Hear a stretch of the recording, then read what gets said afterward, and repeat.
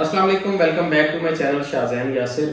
आज काफ़ी दिन के बाद मैं व्लॉग बना रहा हूँ और आज का व्लॉग थोड़ा सा डिफरेंट है। मैंने सोचा काफ़ी ज़्यादा घूम फिर लिया, अब कुछ काम की बातें भी कर ली जाए जो आपके लिए हेल्पफुल रहे। मैं एक्चुअली चाह रहा हूँ कि यूके वीज़ा के बारे में अपनी जो एक्सपीरियंस था वो मैं आप लोगों के साथ शेयर करूँ, कुछ टिप्स आपको दूँ जिससे अगर आपने वीज़ा अप्लाई करना है तो आपकी हेल्प हो सके। मैं कोई ट्रैवल एजेंट नहीं हूँ और ना मैं वीडियो के एंड पे ये कहूँगा कि फाइल मुझसे बनवाएं और मेरी ये फीस है, मुझे ये चार्जेस है।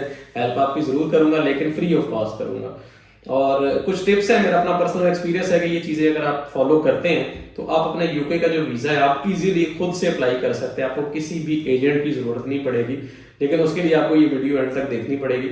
सारी चीज़ें मैं डिटेल में इसमें बता देता हूँ कि क्या क्या चीज़ें ज़रूरी हैं, वो सारी मैं इसमें डिस्कस कर लेता हूँ। अगर सबसे पहले हम बात करें वीज़ा अप्लाई करने के लिए क्या क्या चीज़ें चाहिए, जो डॉक्यूमेंट्स चाहिए, उस पर काफ़ी सारी वीडियोस में मैं थोड़ा सा सरसरी आपको बता देता हूँ। अगर दो कैटेगरीज है, अगर तो आप बिजनेसमैन है उसके लिए क्या स्टेटमेंट क्या चीज़ें चाहिए होंगी, और अगर आप सैलरी पर्सन है, जॉब पर्सन है, तो उसके लिए क्या चीज़ें चाहिए होंगी। एक्चुअली मेरा बिजनेस था, मैंने अपने बिजनेस के डॉक्यूमेंट्स लगाए थे।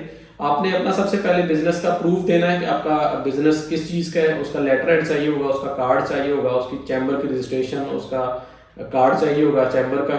और उसके अलावा आपका जो बैंक अकाउंट है वो आपका कंपनी अकाउंट होना चाहिए जिसमें आपकी सारी ट्रांजैक्शन होती रही हैं। सेकेंडली, अगर आप जॉब पर्सन हैं उसमें यह है कि आपका जॉब का प्रूफ चाहिए होगा, एक जॉब लेटर चाहिए होगा, दूसरा आपकी सैलरी स्लिप चाहिए होगी, और उसके अलावा एक लीव लेटर भी चाहिए होगा अगर आपने विजिट वीज़ा अप्लाई करना है कि इन डेज में मुझे लीव मिल सकती है, या इन डेज में मुझे हॉलीडेज होगी, वेकेशन होगी, समर वेकेशन होगी, विंटर वेकेशन होगी, तो उसमें मैं यूके विजिट कर सकता हूँ। बाकी स्टेटमेंट चाहिए होगी लास्ट 6 मंथ्स की, या 3 मंथ्स की वैसे चल जाती है एम्प्लॉयज़ के लिए, और 3 मंथ्स की या 6 मंथ्स की आपकी सैलरी स्लिप चाहिए होगी। जॉब पर्सन के लिए टिप ये है कि एटलीस्ट अगर आपकी सैलरी 1 लाख 1.5 लाख है, एटलीस्ट जैसे 1.5 लाख अगर हो तो वो बेहतर है आपकी स्टेटमेंट के लिए। अगर आप सिर्फ जॉब ही करते हैं, अगर जॉब के साथ कोई छोटा मोटा बिजनेस भी आपका है जो रजिस्टर्ड हो, जिसके प्रूफ्स आपके पास हो, तो फिर आपकी सैलरी अगर कम भी है, 90, 80, 70,000 भी है, तो आप वो बिजनेस के प्रूफ साथ लगा के आप बता सकते हैं कि जी मैं हॉलीडेज के लिए जाना चाह रहा हूँ, तो उसमें आपका जो फाइनेंशियल टाइज है वो थोड़ी सी एक्सप्लेन हो जाती है। लेकिन अगर सिर्फ आप जॉब पे हैं तो एटलीस्ट आपकी सैलरी जो है 1 लाख से ज़्यादा होनी चाहिए, ताकि आप इजीली अपनी चीज़ों को एक्सप्लेन कर सके। सपोज अगर आपकी 1 लाख सैलरी है तो उसमें से आप कितना एक्सपेंस कर रहे हैं और कितनी आपकी सेविंग है, और डे एंड पे आपकी वो टोटल सेविंग अमाउंट कितनी बनती है आपके अकाउंट में, जो क्लोजिंग बैलेंस बेसिकली आपका होगा, वो उन्हें शो करना होगा कि मेरे पास ये सेविंग है तो मैं इसमें से जाके खर्च करना चाह रहा हूँ। इसी तरह अगर आपका बिजनेस अकाउंट है तो उसमें मंथली बेसिस पे वो इंक्रीज होना चाहिए कि ये मेरी सेविंग्स हैं, इसमें इन सेविंग्स में से मैं उधर जाके खर्च करना चाह रहा हूँ। तो ये चीज़ें तो हो गई स्टेटमेंट के बारे में। यूके का वीज़ा अप्लाई करने के लिए एक बात आपके जेहन में जरूर होनी चाहिए कि जिस बात पे यूके का वीज़ा अप्रूव या रिजेक्ट होता है, वो सबसे ज़्यादा जो ज़रूरी चीज़ है वो आपकी स्टेटमेंट ही है। जो यूके एम्बेसी है वो स्टेटमेंट आपकी इस तरह चेक करती है कि आपने जो टैक्स रिटर्न्स फाइल किए होते हैं एवरी ईयर, कि आपने जो टैक्स पे किया होता है, वो टैक्स रिटर्न्स आपकी स्टेटमेंट के साथ टैली हो रहे हैं या नहीं हो रहे। फॉर एग्जाम्पल, अगर आपने एक स्टेटमेंट लगाई है अपने अकाउंट की, ऑलमोस्ट 20 लाख अगर उसका बैलेंस है, क्लोजिंग बैलेंस, उसके अगेंस्ट वो देखते हैं कि आपकी जो स्टेटमेंट के अगेंस्ट जो आपने टैक्स रिटर्न जमा करवाया, अगर सपोज आपने टैक्स पूरे साल में 1,000 या 2,000 जमा करवाया है और आपकी जो इनकम है वो इतनी है, तो वो चीज़ें क्लियर नहीं होती। वो उनको पता होता है कि ये इसने पैसे इधर उधर से पकड़ के अपनी स्टेटमेंट बना ली है, ये टैक्स रिटर्न तो जमा नहीं करवा रहा, ना टैक्स ये पे कर रहा है, तो वो चीज़ें थोड़ा कंफ्यूज कर देती हैं ऑफिसर को। इस बात पे मोस्टली आपका वीज़ा रिजेक्ट भी कर देते हैं। तो इसलिए जो आपकी फाइनेंशियल टाइज हैं अपनी कंट्री के साथ, जो भी आपका सोर्स ऑफ इनकम है, उसको आपने बड़ा क्लियरली उनको मेंशन करना है और बड़ा क्लियरली उसको एक्सप्लेन करना है, ताकि ऑफिसर अगर वो चीज़ें पढ़ता है तो उसको साथ साथ सारी चीज़ें इजीली समझ आ जाए, कुछ भी चीज़ कंफ्यूज नहीं होनी चाहिए, ताकि ऐसी कोई चीज़ जिस पे वो कंफ्यूज हो और वो आपका वीज़ा रिजेक्ट कर दे, तो ऐसी कोई चीज़ उसमें आपको ऐड नहीं करनी। इससे बेहतर है कि आप जो चीज़ें आपकी जेन्युइन हैं वही उसमें मेंशन करें, कोई एक्स्ट्रा से चीज़ ना मेंशन करें। इसके अलावा कुछ सपोर्टिंग डॉक्यूमेंट्स होते हैं, अगर आपके नाम पे कोई प्रॉपर्टी है, आपका घर है, आपकी गाड़ी है, तो उसके डॉक्यूमेंट्स जरूर लगाएं, डॉक्यूमेंट्स लगाएं। सेकंडली, वो जो चीज़ आपके पास है, प्रॉपर्टी है, गाड़ी है, वो चीज़ें आपके टैक्स रिटर्न में भी जरूर आ रही हो, वो चीज़ मेंशन हो कि ये प्रॉपर्टी इस साल में इस टाइम पे इन्होंने ली है। जो टैक्स रिटर्न होते हैं बिजनेसमैन के, एटलीस्ट लास्ट 2 ईयर्स के जो टैक्स रिटर्न है वो आपने इसके साथ अटैच करने हैं। मैं स्टेटमेंट पे, टैक्स रिटर्न्स पे इसलिए ज़्यादा फोकस कर रहा हूँ कि यूके का जो वीज़ा है, बाकी सारी चीज़ें इंसान इजीली पूरी कर लेता है। एफआरसी, एमआरसी, सारी चीज़ें जितनी भी हैं, flight reservation, hotel booking, each and everything आप पूरी कर लेते हैं, उनमें कोई मुश्किल भी नहीं है। लेकिन जो चीज़ टेक्निकल है वो आपकी स्टेटमेंट, आपके टैक्स रिटर्न्स हैं, ये चीज़ें बड़ी ज़रूरी हैं। और उसके बाद एंड पे आता है कि आपका जो कवरिंग लेटर है उसमें आपने डिटेल जो है, प्लान अपना देना है कि आप यूके क्यों विजिट करना चाह रहे हैं, और आप कितने दिन के लिए विजिट करना चाह रहे हैं, कहाँ कहाँ आप जाएंगे, वो टोटल आपने प्लान देना है। उस पर मैं सोच रहा हूँ एक अलग वीडियो बना लूँ, कवरिंग लेटर पे आपने क्या क्या चीज़ें मेंशन करनी है, वो एक डिटेल वीडियो मैं बाद में बताऊंगा। लेकिन इस वीडियो को बनाने का मकसद बेसिकली ये था कि आपको टिप्स दी जाए जिनको फॉलो करते हुए आप अपना यूके का जो वीज़ा है वो इजीली ले सकें। तो उसके लिए सबसे इंपॉर्टेंट टिप यही है कि आप अपने अकाउंट को अच्छे तरीके से मेंटेन करें। अगर आपने यूके का वीज़ा अप्लाई करना है तो एटलीस्ट 3-4 माह 5 माह पहले से आपने प्लान किया, और एवरी मंथ आपकी जो ट्रांजैक्शंस है ना वो आपके जेहन में हो कि मैंने वीज़ा अप्लाई करना है। आपकी ट्रांजैक्शन मंथली बेसिस पे उस तरह की होनी चाहिए कि आपके अकाउंट में कुछ अमाउंट आ भी रही हो और उसमें से कुछ निकल भी रही हो, ताकि उन्हें पता हो कि ये एक रनिंग अकाउंट है।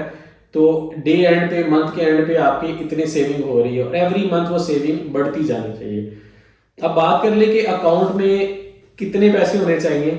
क्लोजिंग बैलेंस जो आपकी स्टेटमेंट का है वो कितना होना चाहिए। अगर तो आप सैलरी पर्सन है, ऑलमोस्ट वैसे दोनों का सेम ही, अगर आप सिंगल पर्सन अप्लाई कर रहे हैं, आप बिजनेसमैन है या सैलरी पर्सन है, तो आपके अकाउंट में इस टाइम पे एटलीस्ट 12 से 15 लाख रुपया होना चाहिए। अगर आप सिंगल अप्लाई करना चाह रहे हैं, एक बंदा अगर जाना चाह रहा है, तो इतने पैसे आपके अकाउंट में होने चाहिए जो आपका क्लोजिंग बैलेंस है। और उससे ज़्यादा इंपॉर्टेंट बात कि वो जो क्लोजिंग बैलेंस है उसके अगेंस्ट जो आपने टैक्स रिटर्न एनुअली जमा करवाया होता है वो भी उसके अकॉर्डिंगली होना चाहिए, ताकि जो वीज़ा ऑफिसर है वो कंफ्यूज बिल्कुल ना हो, वो आपकी स्टेटमेंट को टैली करे और वो चीज़ें उसको इजीली क्लियरली समझ आ सके। ये तो बातें सारी हो गई आपकी फाइनेंशियल टाइज के बारे में। एप्लीकेशन का जो प्रोसेस है कि एप्लीकेशन कैसे फाइल करनी है, फाइल जाके सबमिट कैसे करनी है, वो प्रोसेस इंतहाई ईजी है। मैं इस वीडियो की डिस्क्रिप्शन में लिंक भी दे देता हूँ, वो लिंक पे आप जाएं यूके एम्बेसी पे और इजीली आप वो सारे स्टेप्स को फॉलो करते हुए अपना फॉर्म फिल कर सकते हैं इजीली। अगर आप इंग्लिश पढ़ सकते हैं, उसको समझ सकते हैं, तो फॉर्म उसको फिल करना बिल्कुल भी मुश्किल नहीं है। इसलिए किसी भी एजेंट के पास जाने की जरूरत नहीं है। उस फॉर्म को खुद से डाउनलोड करें, उसको देखें, उसको पढ़ें और उसको इजीली आप ऑनलाइन पे फिल करना शुरू करें। वो 7-8 पेजेस का फॉर्म होता है, तो उसको आप इजीली फिल कर सकते हैं। उस फॉर्म को फिल करना है, उसके साथ जो बाकी आपके सपोर्टिंग डॉक्यूमेंट्स है वो आप साथ रखें। उस फॉर्म को फिल करते जो जो चीज़ें आपने मेंशन करनी है उसके अंदर मेंशन करें, और जब फॉर्म फिल कर लेंगे तो उसकी फ़ी जो है वो आपने पे करनी है एंड पे। फ़ी इस टाइम पे है ऑलमोस्ट 100 पाउंड्स है। 100 पाउंड अब मल्टीप्लाई आप कर लेंगे इस टाइम पे आजकल क्या रेट चल रहा है पाकिस्तान में। ऑलमोस्ट आजकल 336 का पाउंड चल रहा है, जब मैं आया था तब 270 का था। तो 100 पाउंड खैर आपको पे करने होंगे जब आप अपनी फाइल सबमिट करेंगे ऑनलाइन, जब अपना पूरा फॉर्म फिल करेंगे। आप फी पे करेंगे तो ऑनलाइन जो अपॉइंटमेंट है VSF ग्लोबल की वो आपको मिल जाएगी। जिस डेट पे आपको अपॉइंटमेंट मिली होगी उस डेट पे जाके आप अपनी जो फाइल है हार्ड फॉर्म में जितनी जो चीज़ें हैं साथ अटैच करके आपने लेके जानी है एम्बेसी, और वहाँ जाके अपनी फाइल जो है आपने सबमिट करवानी है। एम्बेसी जो है हार्ड फॉर्म में कोई चीज़ आपसे नहीं रखती। जितनी भी फाइल आप बना के लेके गए होते हैं, पूरी इस तरह की फाइल एक लेके गए होते हैं, वो फाइल आप लेके ज़रूर जाएंगे वहाँ पे। उसमें सारी चीज़ें होंगी, आपकी स्टेटमेंट भी होगी लास्ट 6 मंथ्स की, अकाउंट मेंटेनेंस सर्टिफिकेट भी होगा, आप अगर मैरिड है MRC चाहिए होगा, मैरिज रजिस्ट्रेशन सर्टिफिकेट चाहिए होगा, FRC चाहिए होगा, फैमिली रजिस्ट्रेशन सर्टिफिकेट, ये चीज़ें, और टैक्स रिटर्न्स भी ज़रूर चाहिए होंगे। FBR के पेज से आप डाउनलोड कर सकते हैं टैक्स रिटर्न, अपने बिजनेस के प्रूफ, जहाँ अपनी जॉब है उसके प्रूफ्स। वो फाइल पूरी बना के आप एम्बेसी जाएंगे जिस डे की आपकी अपॉइंटमेंट होगी, तो वहाँ जाके आपको जितने भी डॉक्यूमेंट्स हैं उनकी वो दोबारा से स्कैनिंग करेंगे। स्कैनिंग की फ़ी है वो अलग से वो चार्ज करते हैं, तो हमसे उन्होंने चार्ज की थी ऑलमोस्ट 5000 रुपीज़।